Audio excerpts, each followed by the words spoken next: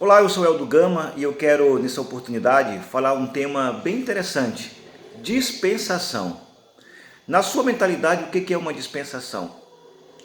Nós aprendemos ao longo da história bíblica, da teologia, que Deus dividiu o mundo em 7 períodos, 7 departamentos, 7 dispensações, a saber, inocência, consciência, governo humano, patriarcal, lei, graça e milênio.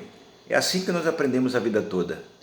Eu tenho uma certa dificuldade de compreender a Bíblia sob o aspecto dispensacionalista, haja vista que a Bíblia não dá muita margem para essa subdivisão, essas 7 divisões de tempo, de períodos na história. Mas não há dúvida que nós estamos vivendo a dispensação da graça. E eu quero ler um texto para ser contundente acerca desse tema, tá bom? Efésios 3, versículos 1 e 2 diz assim: Por essa razão eu, Paulo, sou prisioneiro de Cristo Jesus, por amor de vós, não judeus. Se é que sabeis da dispensação da graça de Deus, que me foi concedida em vosso favor. Bem, Paulo ele fala à igreja de Éfeso, que ficava ali na Ásia Menor, hoje atual Turquia. Essa igreja que era situada numa cidade que talvez era mais importante do primeiro século. E ele escreve a essa igreja constituída de não-judeus a entender o tempo em que eles estavam vivendo, a dispensação da graça. É importante nós entendermos o que é a palavra dispensação. Como eu disse na introdução desse vídeo, nós comumente pensamos dispensação simplesmente como um período de tempo na história.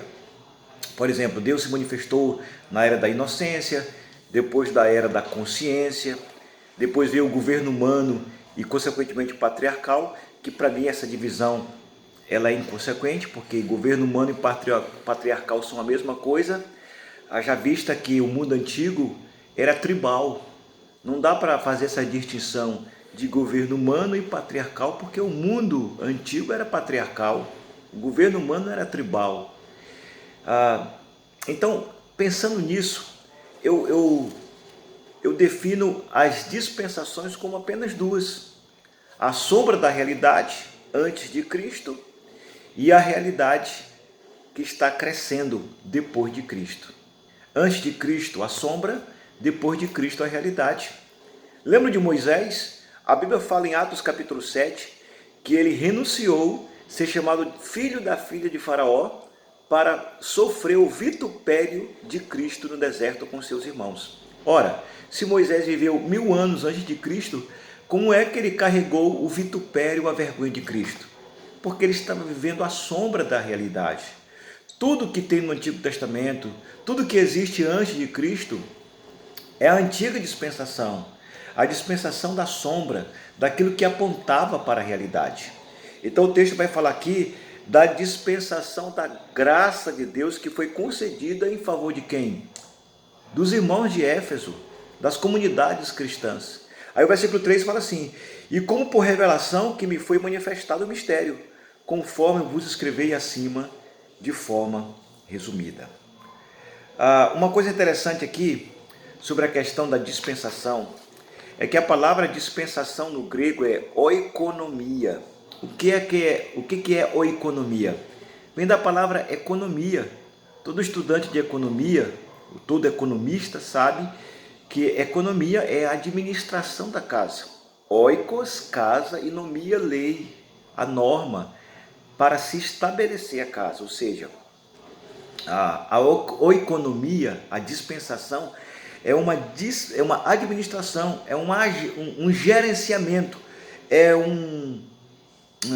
uma administração de assuntos domésticos. Eu anotei aqui alguns textos para ser mais contundente. Por exemplo, Hebreus capítulo 8 fala que nós estamos vivendo o tempo da nova aliança. A antiga dispensação era a velha aliança. Ela apontava para a nova aliança. Na antiga aliança, salvava-se pela arca. Na nova aliança, salva-se por Cristo. A arca, na antiga aliança, é uma representação de Cristo, a sombra da realidade. Então, Hebreus 8 fala muito claramente que antigamente vivia-se uma antiga aliança e que hoje, depois de Cristo, estamos vivendo uma nova aliança, nessa nova administração, nessa nova oikonomia, nessa nova dispensação. Em 1 Coríntios capítulo 9, versículos 16 e 17, são bem contundentes. Por exemplo, o 17 fala assim, há um equívoco na interpretação de Scofield.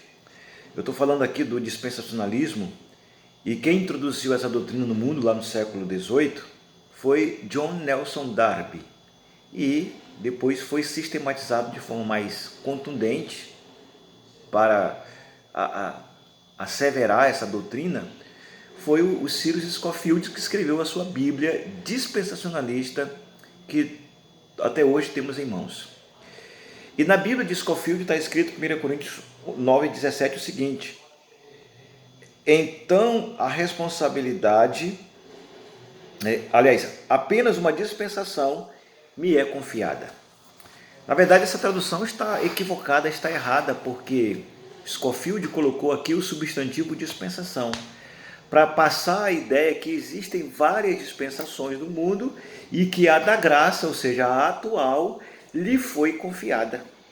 Ora, vamos pensar, se Deus confiou a dispensação da graça ao apóstolo Paulo, que não viveu mais do que 70 anos, como é que Deus conferiria a dispensação da graça, que hoje já dura 21 séculos, a um homem que viveu menos de 70 anos? É incoerente, porque 1 Coríntios 9,17 não pode ser interpretado da forma que Scofield colocou.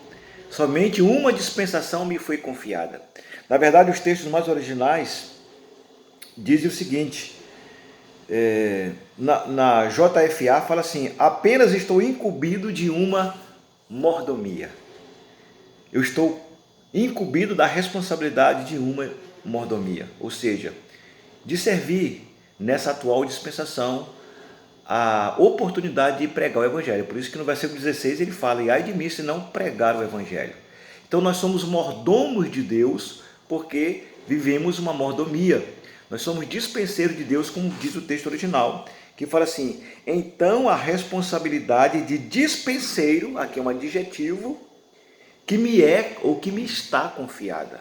Esse é o termo mais original. Pois bem, então nós estamos vivendo a dispensação da graça, que Efésios 3,9 vai chamar da dispensação deste mistério. Que mistério? O mistério do versículo 4 de Efésios 3, que é Cristo. Nós estamos vivendo a dispensação do mistério de Cristo, ou seja, que a loucura da pregação que a pregação é loucura para os que perecem, mas para nós é o poder de Deus para todo aquele que crê. Então nós estamos vivendo a dispensação, ou seja, a mordomia da pregação do Evangelho, que a Bíblia vai definir sobre vários aspectos. Por exemplo, toda vez que você for estudar a palavra dispensação no Novo Testamento, toda vez, todos os textos, sem exceção, todos, e não são muitos, eles falam que a dispensação é apenas desse tempo presente, ou seja, da era de Cristo, que corresponde entre a primeira vinda de Cristo, que se culminará na sua segunda vinda. Então, Colossenses 1,25, por exemplo, fala que nós estamos vivendo a dispensação da parte de Deus, ou seja, é o favor de Deus, não apenas para um povo étnico, não apenas para um povo que vive geograficamente numa região, como lá Israel, ou como o povo de Jerusalém, ou como o povo da Palestina. Mas Deus estendeu a graça da salvação a todos os povos.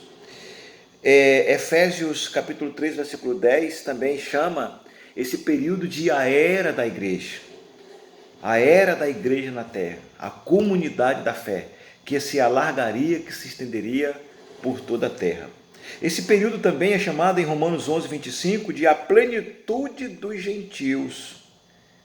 Nós estamos vivendo a plenitude dos gentios, a era da igreja, o fim dos tempos, a plenitude dos tempos, como diz Gálatas capítulo 4 e também o versículo 4. Portanto, nós temos que entender que essa dispensação é a dispensação final, é a dispensação da graça de Deus que se culminará com a vinda gloriosa do nosso Senhor e Salvador Jesus Cristo.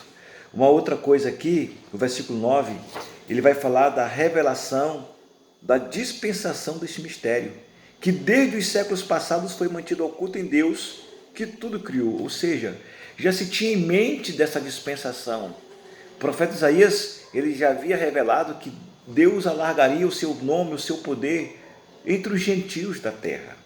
Que Deus não ficaria limitado a um povo, a uma etnia, ou simplesmente ao povo judeu, mas simplesmente as nações da terra reconheceriam o Deus Todo-Poderoso, como diz lá Malaquias capítulo 1, versículo 11, que o nome do Senhor seria conhecido desde o nascente até o poente do sol. Em todas as extremidades da terra, o nome do Senhor seria reconhecido, seria glorificado. Portanto, sem delongas, é isso que nós estamos vivendo, a dispensação da graça, a dispensação da pregação do Evangelho, a plenitude dos gentios, a era da igreja, o período final, onde todos estão aguardando a volta gloriosa do nosso Senhor e Salvador Jesus Cristo. Então, o meu conselho é uma boa oikonomia, uma boa mordomia a você que é um verdadeiro mordomo de Deus, um verdadeiro dispenseiro de Deus para a pregação do Evangelho do Reino